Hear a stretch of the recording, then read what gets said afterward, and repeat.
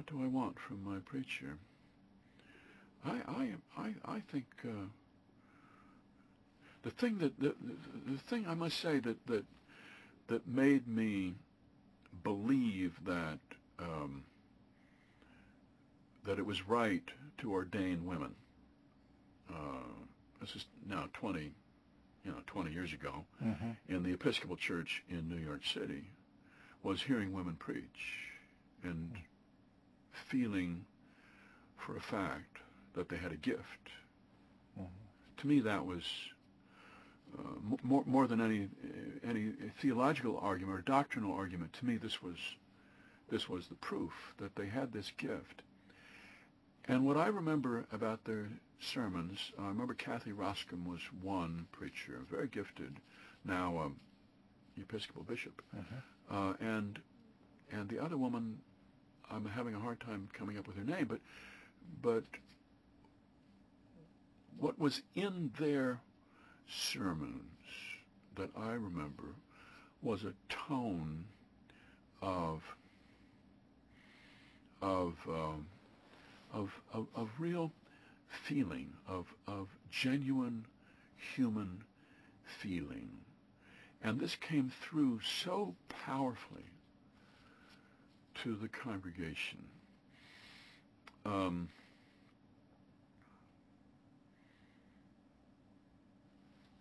came through so powerfully that it was one human being talking to you from the pulpit, and there was there was very little of the kind of literary gloss that you find sometimes, and that for a writer is a little off-putting. You want a genuine human being? You do.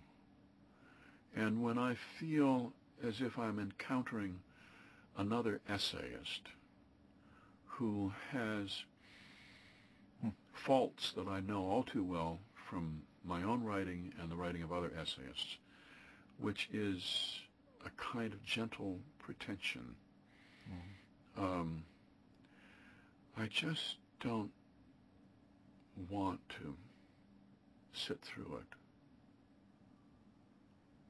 it. I've been there already. We're surrounded by pretensions. We're sick of our own pretensions. Just sick of them. And we would be so grateful if the preacher on Sunday came through to us directly in a surprising and direct way. I think directness is... You used the word authority a moment ago to describe preaching. What's the source of that authority? The authority of the preacher is to speak for the Lord, and this is the distinction the preacher has over all other voices that we hear or that we read in the newspaper or that we see on television. And the Lord does not speak to our convenience, but to our necessity, to our need. And this message is not ever comfortable to us. If I have the same sociable impulses that anyone else has, maybe even more. And so I know how to be charming. I know how to be complimentary. I know how to make people feel at ease. But these are not the gifts that the preacher is called upon to exercise. These are the gifts of the appliance salesman. These are not the gifts of the preacher. He may have them, but he's to put them aside. And directness is is is what is what the Lord wants. Isn't there a danger in that authority? Can't preaching become destructive if a preacher misuses the authority? The gospel is destructive. We can talk about that.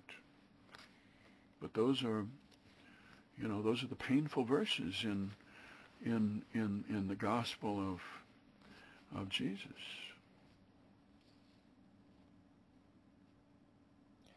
Should preachers dabble in politics in their sermons?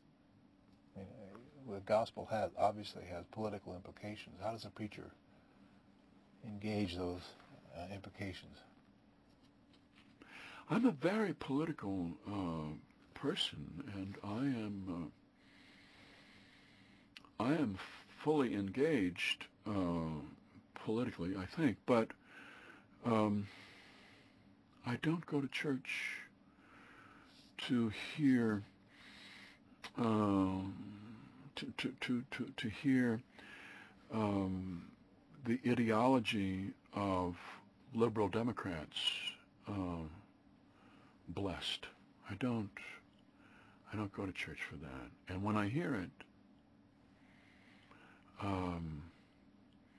I'm, how should I say? I just feel sort of numb. That's all. It's not what I'm looking for. I mean, there certainly is a prophetic role for preachers, and I don't think the preachers should hold back. But I don't go for approval. Is a good political speech something like a sermon in terms of its ability to inspire, to move, to open up the heart? I think that political speeches that people are moved by now tend to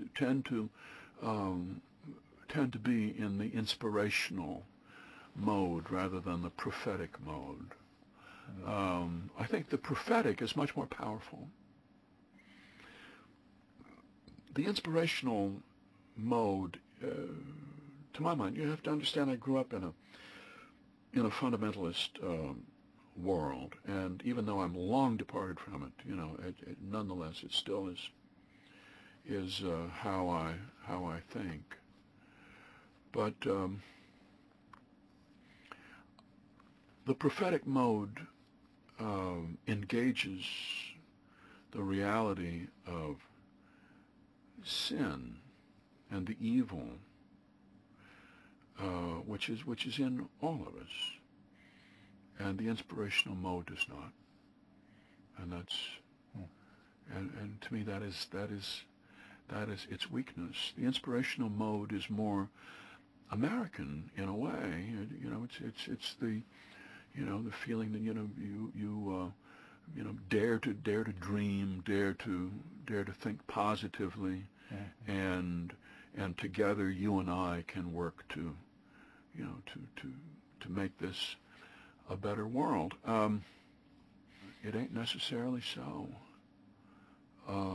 There is something dark in this world that we cannot afford to ignore.